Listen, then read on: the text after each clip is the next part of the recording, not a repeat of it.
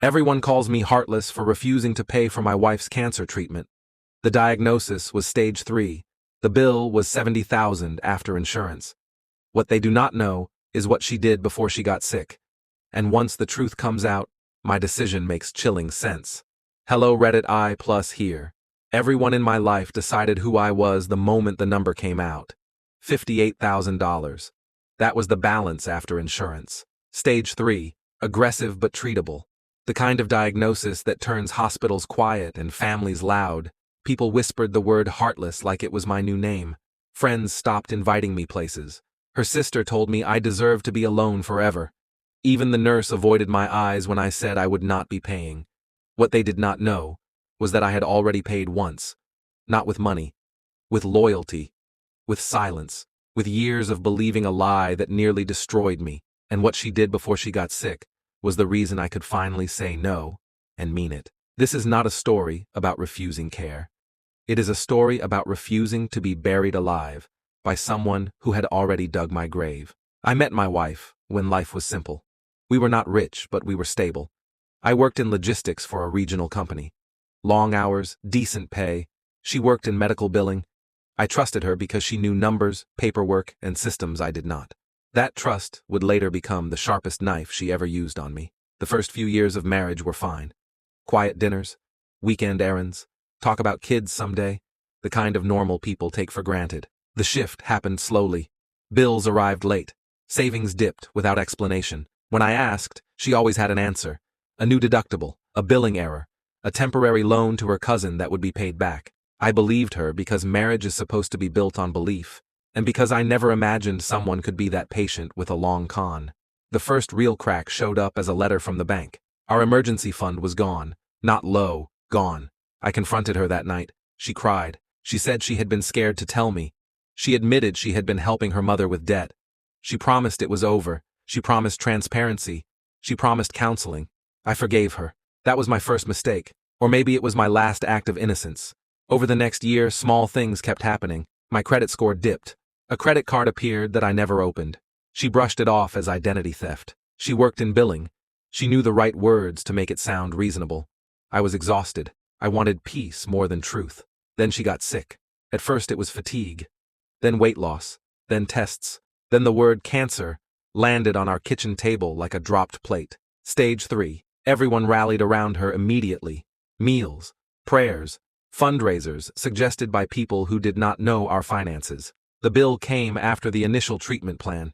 $58,000 after insurance. I remember staring at it and feeling nothing. No panic, no fear, just a strange clarity. I asked her one question. Is there anything else I should know before I make this decision? She said no. That night, I could not sleep. Something in my chest felt tight, but not from guilt. From memory. From years of loose ends that never tied themselves. I did something I should have done a long time ago. I pulled my credit reports from all 3 bureaus. I logged into every account I could think of. I checked the mail she had always insisted on sorting herself. What I found changed everything. There were loans in my name I had never signed for. Personal loans, payday loans, medical credit lines. Some paid off, some defaulted. All opened while we were married, all tied to an address I recognized. Her mother's house. I kept digging. Old emails. Archived bank statements. Then I found the trust document, a trust created 3 years earlier. My signature was there. Perfect. Too perfect. I had never signed it. It transferred a future inheritance from my late father into a structure I did not control. A structure where she was the sole trustee. I felt sick. Not the dramatic kind. The quiet kind where your body shuts down because it cannot process betrayal at that scale. I hired a forensic accountant the next morning. Quietly, privately. I told no one, not even my closest friend. Within a week, the picture was clear.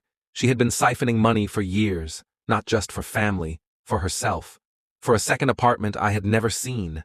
For a man she had been seeing on and off since before we were married. She had been planning an exit for a long time. Building debt in my name so I would be ruined if she left. Moving assets so I would have nothing to fight over. Then she got sick before she could finish. The cancer did not make her innocent. It froze her mid-escape.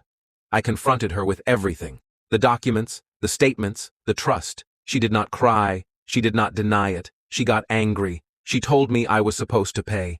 that I owed her, that vows meant something. She said sickness was not the time to bring up old issues.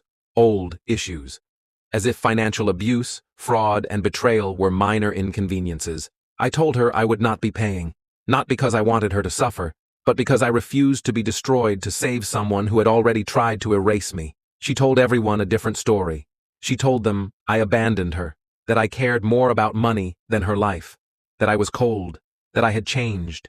People believed her because a sick woman is easier to defend than a quiet man with no visible wounds. Her family threatened me. Her friends posted about me without naming me. I lost relationships I thought were solid. I kept my mouth shut because truth takes time and I needed proof, not sympathy. Then the turning point came from an unexpected place. Her oncologist called me. She needed consent for a new treatment option.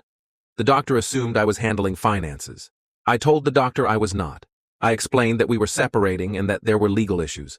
The doctor paused, then said something that stunned me. She had already authorized payment using a credit line, in my name. Even after everything, even while dying, she tried again. That was the moment the fog lifted completely. I filed a police report. I froze my credit. I handed everything to an attorney. I filed for divorce. Emergency orders were granted. The trust was challenged. The loans were flagged as fraud. When the truth finally came out, it came fast. The sister who called me Heartless went silent. Friends apologized awkwardly.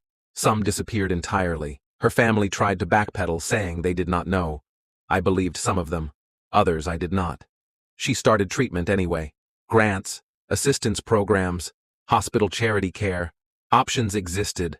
They always did. The idea that her life depended solely on my bank account was a lie designed to shame me into silence. She survived the cancer. That is important to say. This is not a story about someone dying because I refused to pay. She survived, but she did not escape the consequences of what she did. The divorce finalized quietly. I recovered some assets.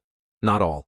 Peace costs money too. She moved back with her mother. The other man vanished. Funny how loyalty works when there is nothing left to steal. People still judge me sometimes when the story comes up. I let them.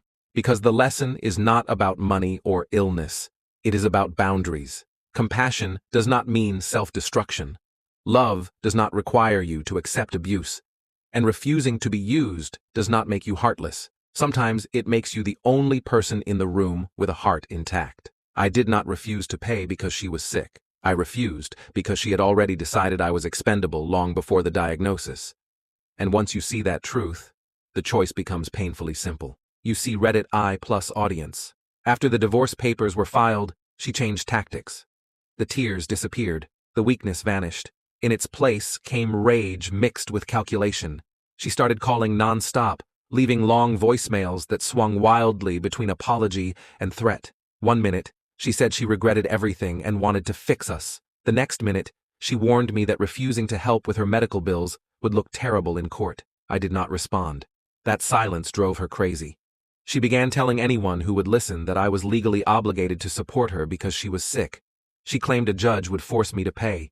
She said she would take everything I had left. It was venting dressed up as confidence, meant to scare me into folding. Instead, my attorney filed first. She tried to argue spousal responsibility. The judge shut it down immediately. Fraud changes everything. Medical hardship does not erase financial crimes. The paper trail spoke louder than her voice ever could. Every loan, every forged signature, every transfer, laid out in clean, unforgiving order. Then came the manipulation. She sent messages saying she did not have much time left, even though her doctors had already said the treatment was working.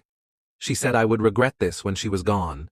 She said I would be remembered as the man who let his wife suffer. The court was not interested in guilt trips. Her request for emergency financial support was denied.